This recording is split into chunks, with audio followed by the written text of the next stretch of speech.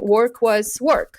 Work was something to earn the money so you can have fun. So it never even crossed my mind that I could be happy or have fun with my work, which I am doing now.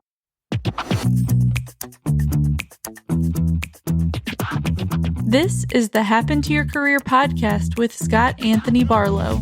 We help you stop doing work that doesn't fit you, figure out what does, and make it happen. We help you define the work that is unapologetically you and then go get it. If you feel like you were meant for more and you're ready to make a change, keep listening. Here's Scott. Here's Scott. Here's Scott. It's happened to most of us.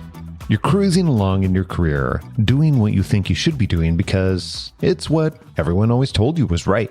You follow the directions and you're on autopilot. You're keeping your head down, you're doing the work, and suddenly it hits you. A moment of clarity, almost like a pothole in the road, jars you awake, making you question everything. How did I end up here? Where am I going? Who am I? You realize you're not happy, not fulfilled, and you wonder if you can escape this hole you've dug into a career that you don't enjoy. Try to look back at your life as if you're 85, 90 years old and you're talking to younger generations, your kids, grandkids, grandnephews, whoever is around you, and they're asking you about your life and what are the stories that you want to have to tell. So you could say, I was a lawyer for, 10 years, and then I got a little bit bored, and then I did this. That's Katja Trmcic. Katja is originally from Slovenia and began her career as a lawyer. She chose that route because she'd always been told she should be a doctor or a lawyer due to her good grades in school. From the very beginning, there were signs that law was, shall we say, not for her. It took her 8 years to finish law school, and when she began working, she felt completely disengaged, bored, and like she had to keep the real her hidden at all times when she was at work. Fast forward, and Katja now lives in Canada, is a licensed mental health counselor, and also a career coach. Actually, this is one of the best parts. She's one of the coaches on our team here at HTYC many years later.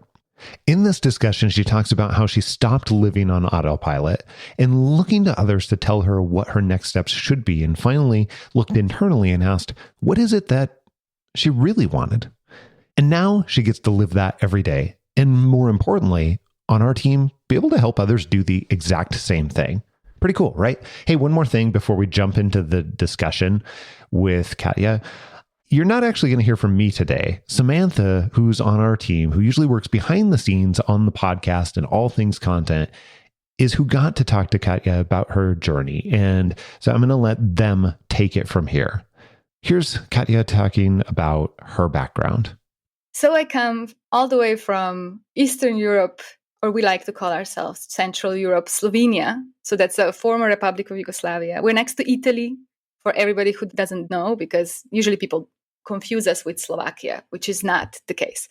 So I always had good grades in school, but lack of guidance about what I could do with good grades. So I always thought, like most of my, not education, but education about the world came from TV. So I watched a lot of legal TV shows, Ally McBeal and Matlock and all kinds of stuff like that. Kind of stupid stuff if I think about it now. But I was very excited about it and it made sense and I had good grades. And then I thought I could be a doctor, I could be a lawyer. Probably not the doctor, and my grades were not that good. And then I signed up and I was accepted to law school. And it took me a really long time to finish. I was partying. I was doing everything else. I started working in a law office, after 2 years of studying, I think. And then it took me 8 years, I think, to finish school. So while you were still in school, you started actually working? Working, yeah. So because I had to pay for some expenses, it was not... And in Slovenia, it's different. You go to law school and it's paid by the government if you have good grades and stuff like that, but you have to finish in a certain amount of time. So I did finish, but I was bored at my work. I was reading all these forums about relationship problems and stuff. During my work, I was not interested. I was not stimulated. I was not engaged. I had nice bosses, 2 lawyers, and then I switched to junior lawyer after I finished, but it actually didn't really change what I was doing. But I did notice that I got in touch with the type of people a lot that like now I know that because I know about my values and I know what's important to me and how I want to be in the world. But I found myself in a situation when I had to kind of be good with or just kind of make people feel like I agree with them, although I didn't morally. And I couldn't really put a finger on it at the time. Like it wasn't in my vocabulary, I guess. I just knew that I didn't like my work that much. I was bored. I was always excited about Friday. I was waiting for Friday. Monday was approaching. I was like, here we go again. But most of the people around me existed in that way. You know, work was work. Work was something to earn the money so you can have fun. So it never even crossed my mind that I could be happy or have fun with my work, which I am doing now. Just want to say that, just skip to the end, but let's go back.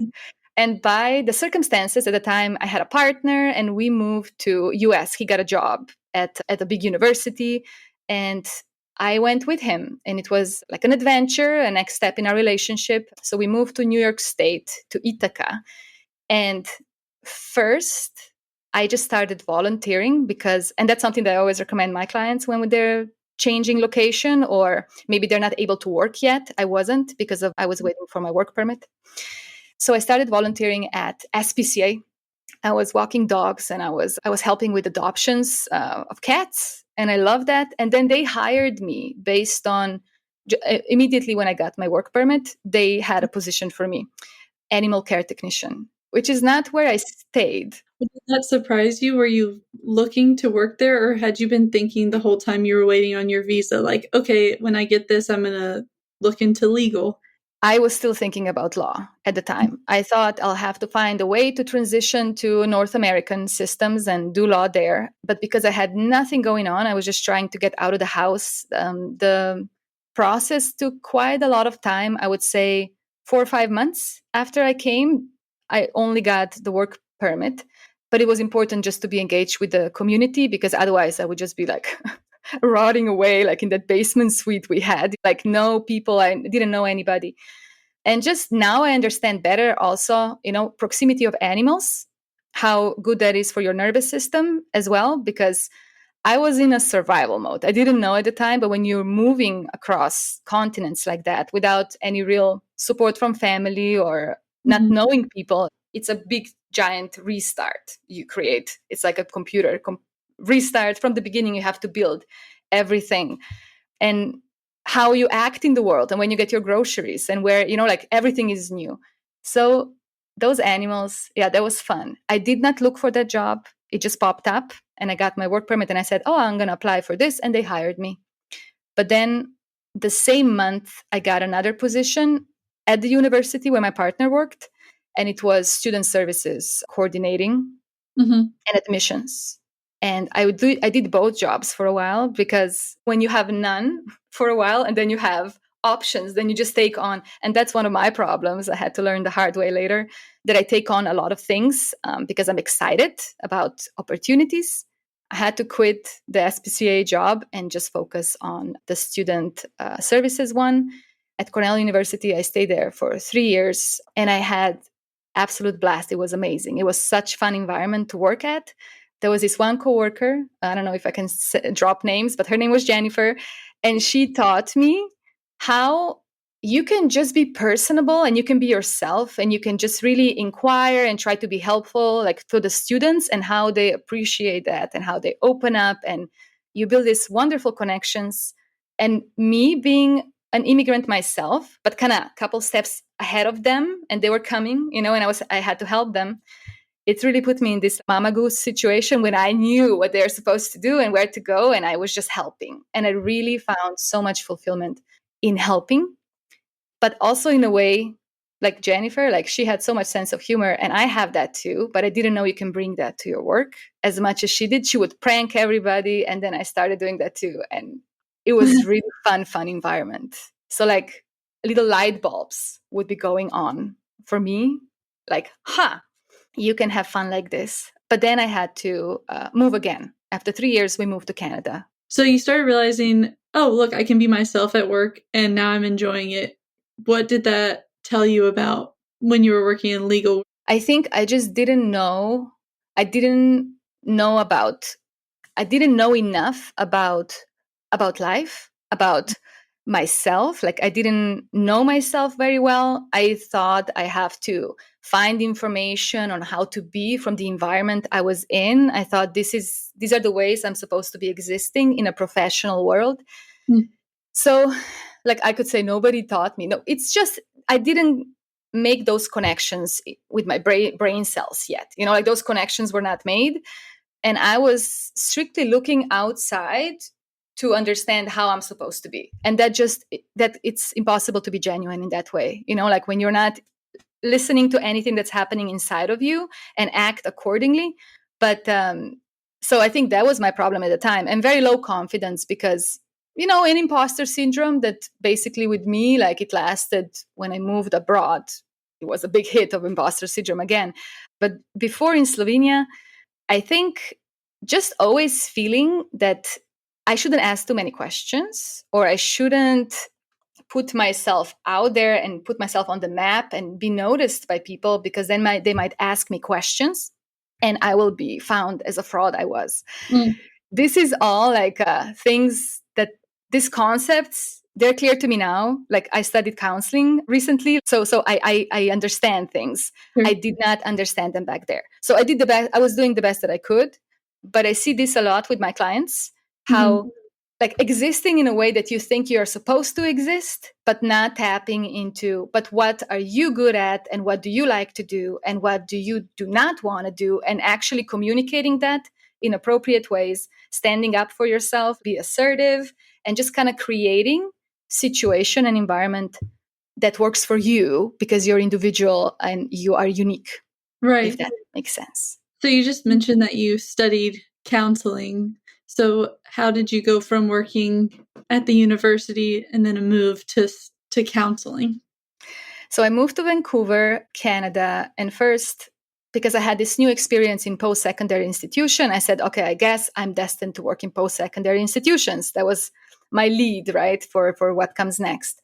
And I just started applying for all the positions I found, and I got a job at a small boutique school for 3D animation in North Vancouver that had very much like a startup vibe. It was still growing rapidly when I was there. And that experience, I had to do everything there. So I was like the head of administration. My title was campus manager. Eventually, I did admissions, student services, HR, payroll, scheduling, career support, events, like everything. All the admin stuff basically was on me. And I didn't know at the time, like I got super burned out. It was a lot, but I learned so much. So at the time when I was ready to leave that company, I seeked support of a career coach for the first time.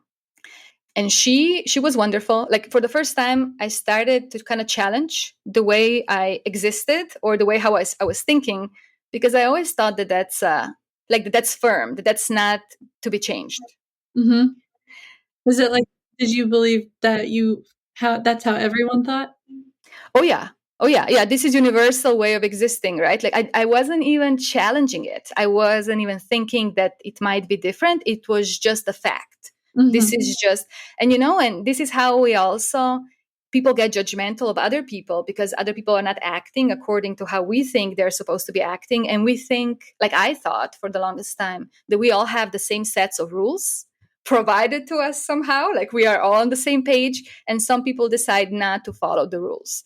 But actually we're all so different, and we come from such different backgrounds and environments and how we're raised and families, and there's so many factors to take into consideration.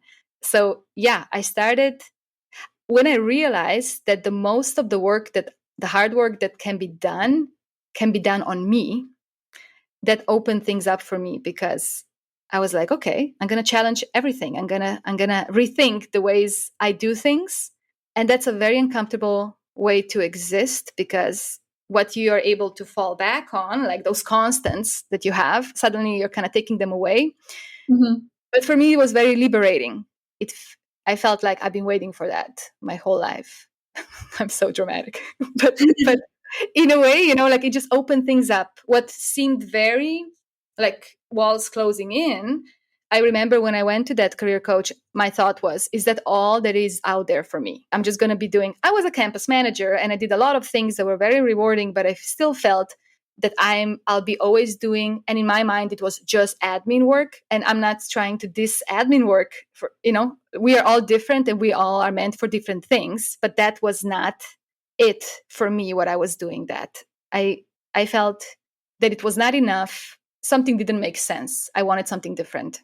Well, you went from saying I can be a doctor or a lawyer to you thought a more limiting career after you moved to the US. And so you were probably left with that nagging feeling of, but I should be a doctor or a lawyer, like so many of us are. Probably like I should do something exceptional. Like I should do something important, but important for me, like something that I feel it's important. That's also an important distinction, because I always felt like I will do something great. I don't know if this is probably we all have that feeling, but it's important to come to terms what is great for you. And I feel like I got it. Like I understand that my great is so different than everybody else's great. And that's the point. And it's my individual experience, and it doesn't have to translate to anybody else, if that makes sense.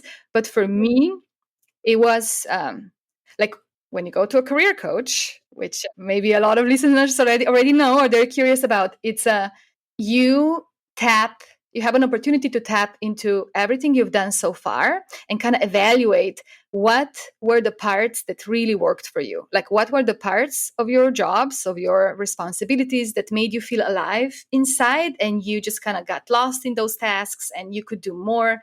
And you had many ideas, but then you had to focus on the boring things as well. There was not enough time. Like, what was that? And for me, it was always having conversations, maybe because I talk so much, like I need a lot of time, but having conversations with people, listening to them, trying to understand what it is that it's a struggle for them, and trying to be helpful or provide value in one way or another. So before you go into where you transitioned to, I want to ask, when you were in career coaching and you got past those limiting beliefs and shifted your mindset around all things, really, what was the most impactful thing that you think that you learned that completely shifted your beliefs on you going from a fixed mindset, I guess we can say, to a growth mindset? And so what caused you to think differently? Do you remember? It was, when you were saying it, I was like, yeah, it wasn't that simple. I wish it was. Like going to a career coach, that was first step. And I had 6 sessions with that career coach, and they were helpful, but I still had a lot of resistance. So it's just important to know that the change does not happen like this overnight. It just doesn't. I feel like it happened quickly for me, but it wasn't that fast.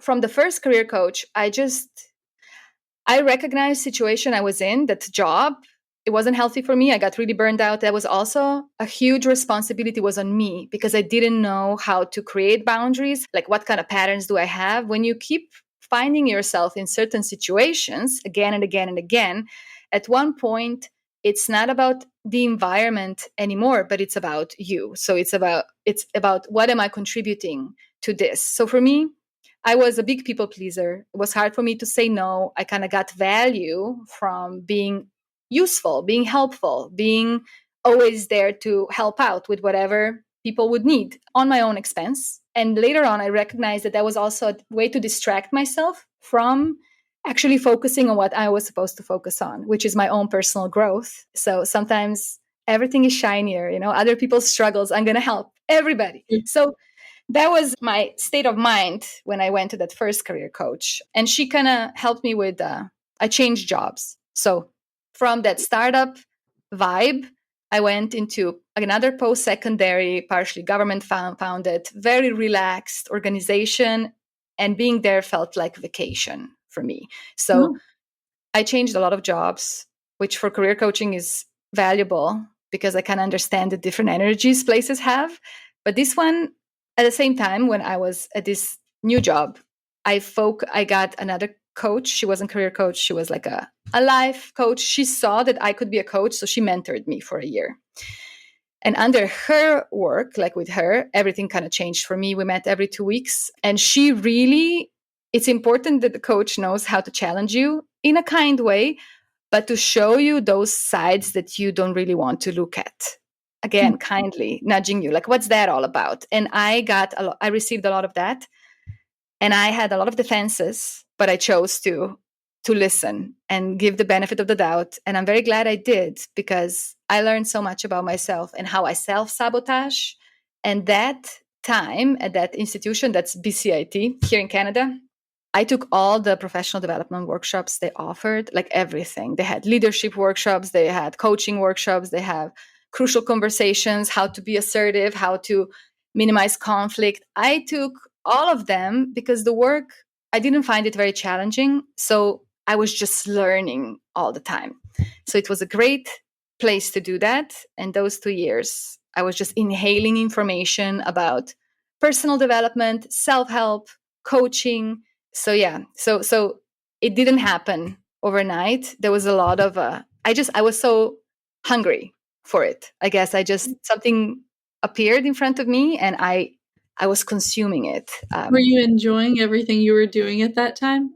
Yes, it went hand in hand with like some changes in my personal life, and then you just read books and you learn about all kinds of stuff. And there are attachment styles, and there are love languages and communication styles, and podcasts. Like, I discovered podcasts, and I could not stop listening to podcasts because I would walk all the time just listening to podcasts. I would draw, I would listening to podcasts. Like, it would be, especially that's the time of the pandemic when I was at the cozy job. So it was also very boring. Nothing was happening. So I actually had to spend a lot of time by myself, with myself. And for me, all the time was focused in learning, but also exercising. Like, I really got into like personal fitness. I discovered aerial arts, which was great. So that was my 2 years. That was it. And then I started hopping around for jobs. I was trying to find a better job, something that would fit better. So I became an employment coach with a couple of nonprofit organizations, which I enjoyed. I worked with young Canadians. I worked with immigrants. I worked with refugees. I enjoyed a lot, but I don't know. I just always want to learn more. So I did end up going to counseling school. I took a 1-year intense counseling program, which now I'm a certified counselor in Canada. Well, let me ask, if you now could go back and talk to yourself in that first law job where you were feeling unsatisfied, I guess, unhappy, like you couldn't be yourself, what advice would you give yourself? I would say to myself, what parts of this job do you actually like? Is there anything that you like? And I'm thinking back, I don't remember if I did. Probably I would. But to encourage myself to take some initiative, because those 2 bosses I had, they were very busy with their work, and I was there to kind of support them with whatever they needed. But I think for me, it's so important to have ownership in a project or in the company. So it's mine as well. I feel like this is a common cause. Like, I want to contribute to the success. What can I do? I believe at the time I didn't even think I could do anything to contribute. But if somebody would tell me that this is normal to feel like that, but I'm supposed to ask questions, it would be different. So for me, coaching changed that, and some very good managers I had later in life that asked me certain questions, or they modeled the way to be that was very relaxed, but still hardworking. And for example, from that school in North Vancouver, the 3D animation school, the owner that I shared the office with, he would meet people anywhere he would go. He would have his card. He would start conversations. He would say, you should come and see my school. I own a school. It's right there. People would actually come. He would show them the school, would ask personal questions, like about their lives. And they would ask him stuff right back. And I would be typing away in that room thinking, this is so personal. Like this is so weird. Like that word, weird, it has so much judgment, right? Like, it didn't make sense to me at the time. But then I saw how just from those interactions, these people would recommend this school to their neighbors, to coworkers, like to kids that they know. And we would get clients like that. So this is actually how relationship building and networking is supposed to look like. You're just having conversations about your life, about the other person's life. What do they like? What are they struggling with? Can we be helpful to each other in any way? And we remember that moving forward, going through life, and we want to refer or be helpful to the people who took the time to get to know us just a little bit when there was no agenda connected to it, if that makes sense. It seems like so much of it goes back to trying your hardest to be genuine and vulnerable and just have conversations all the time. And I can say and not have imposter syndrome, but that's a hard, thing not to have, especially when you're in your first job out of law school, I'm sure. I also wanted to ask, because a lot of the people that we work with have the sunk cost fallacy, where they are lawyers or doctors, or they did these things where they put in so much time and so much effort, and now they're burnt out, or they've decided they just want to do something else, but they can't wrap their head around giving up all that work. So as someone who has done that, who has made the decision to not go back to law, what advice would you give them? I would say, first, I have two things. One of the biggest ones is, I think I read statistics recently or this past year that 3/4 of people do not end up actually working in the field that they studied for, right? The major they chose, that is not the career they end up in, and when they find fulfillment and when they're happy. So this is all limiting way of thinking that you have to.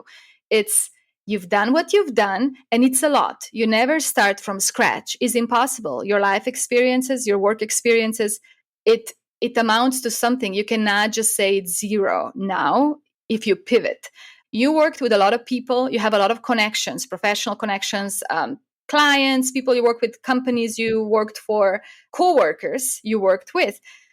These are huge. These are numbers of people that know you, that you could tap into and have conversations with to figure out to get an idea, to get ideas, conversations. So that's probably, I'm jumping ahead, but I love to have these conversations with professionals who think that they have no options.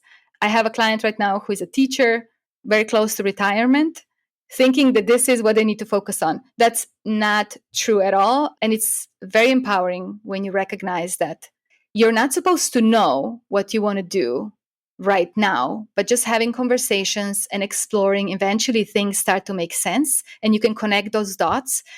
And sometimes you have to take that leap of faith, but it completely depends on the individual, I guess, and what their financial and home situation is. But from somebody who has done it many times, it's worth it. I always say to my clients, try to look back at your life as if you're 85, 90 years old and you're talking to younger generations, your kids, grandkids, grandnephews, whoever is around you, and they're asking you about your life and what are the stories that you want to have to tell. So you could say, I was a lawyer for 10 years, and then I got a little bit bored, and then I did this. And what is this?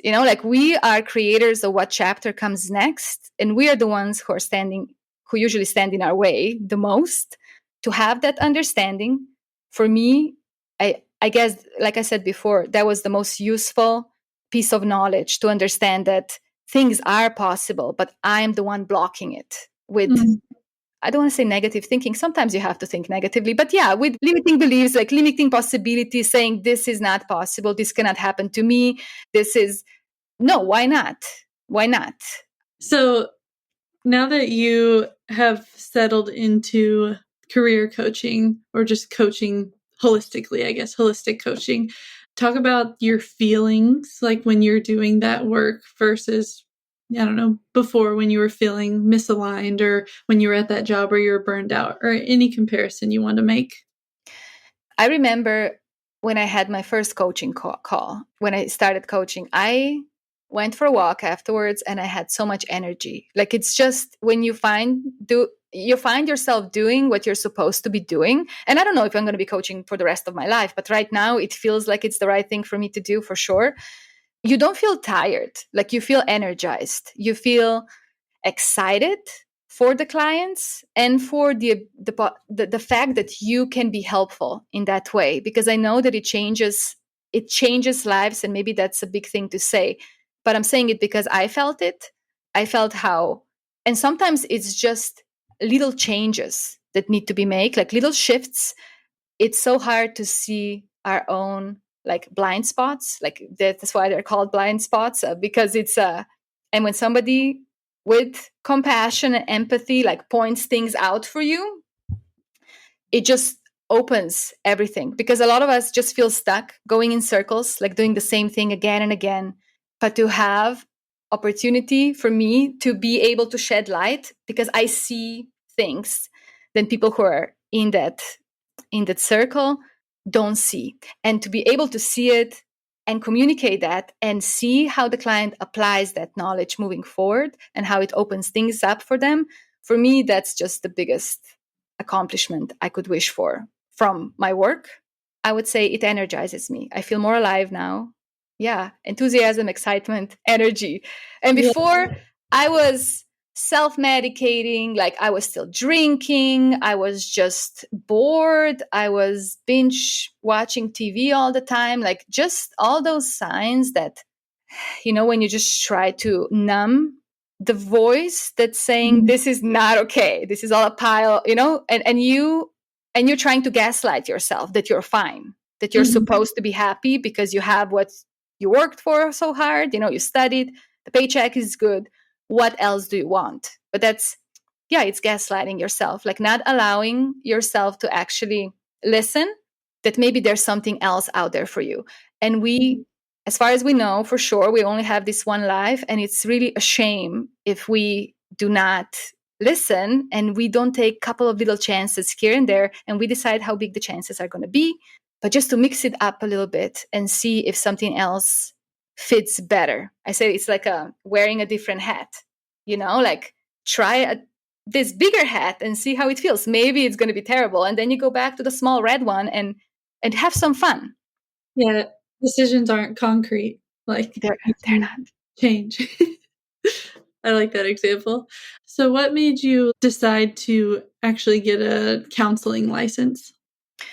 I did a lot of counseling myself. I went to therapy and I loved it. Like I don't know, for me, I'm like, I was learning new things. It was very empowering, also very hard, but I was processing things, and I felt I'm more and more in control. I'm just collecting all the ducks and I'm just putting them here, and I see more and more ducks, and I'm, and they're in a row. And I wanted to be the person who is able to help other people with their own self-liberation or whatever it is, like that is keeping them down and keeping them stuck.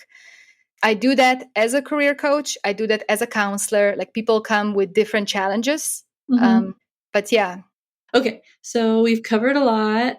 If there's anything else about your journey or about you as a career coach that you felt like you wanted to cover that we didn't get to, is there anything that you'd want to talk about?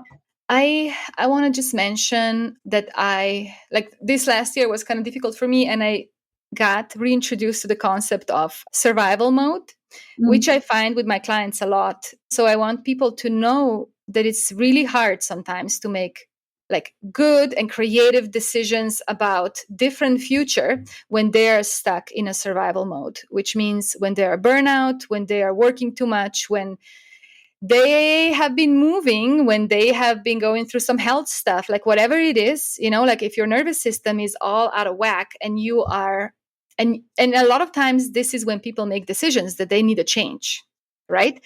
So to really understand that the priority should be to calm the nervous system first down, which means allowing themselves enough rest, limiting, they say the best thing is to go to bed at the same time, wake up at the same time, like making sure that they move their body, they hydrate enough. A lot of times people are anxious, but they're just not drinking enough water, it blew my mind, but it's true. Like those simple things. So it's blowing my mind right now. I just learned, like in a program I was in, that we have to treat ourselves as a plant. Like we are a big plant. So what do we need? Like we need exposure to the sunlight. Like we need to, I guess plants don't exercise, but we do need to move our body. Like we need to go for that walk. Whatever makes sense to us. smartphones, like how dissociation, just kind of escaping the reality and just kind of, I know because I've been doing it myself and I still do it from time to time, but it's so important to know that this is affecting us in all kinds of ways that are not even researched yet. Like this cannot be healthy for us. So for us to become, I say to reparent ourselves, we become a parent and we make decisions for ourselves that maybe are not the favorite decisions. They're not the most popular ones, but they're good for us. So how can we make those decisions and create a system or routine that takes place? And then from that place, we go and we try new things, because we will fail. And when we fall back on the established systems, they're meant to nourish us and hold us in a gentle, caring way. It will be much easier to just pick yourself up again and try another thing that might work a little bit better than the other one, because this is time to experiment. This is time to be creative. It's really hard to tap into that creative part of us if we're struggling in a survival mode. So I think that's a big one that is very helpful for a lot of people. And I'm still struggling with it myself.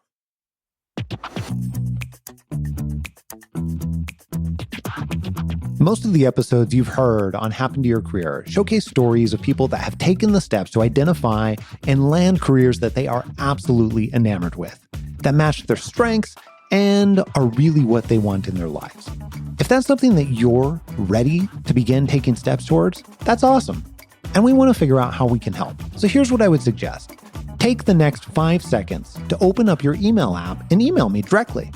I'm going to give you my personal email address, scott@happentoyourcareer.com. Just email me and put conversation in the subject line. And when you do that, I'll introduce you to someone on our team who can have a super informal conversation with, and we'll figure out the very best type of help for you, whatever that looks like, and the very best way that we can support you to make it happen. So send me an email right now with conversation in the subject line. Here's a sneak peek into what we have coming up in store for you next week. I was quite disillusioned very quickly and felt like I had made the biggest mistake of my life by becoming a nurse. Even though this is something I had worked for, it took me years to do the prerequisite courses and get prepared. All right, here's one that we see all the time. What happens when you have the realization that the career or industry you've been working towards for years isn't the right fit for you?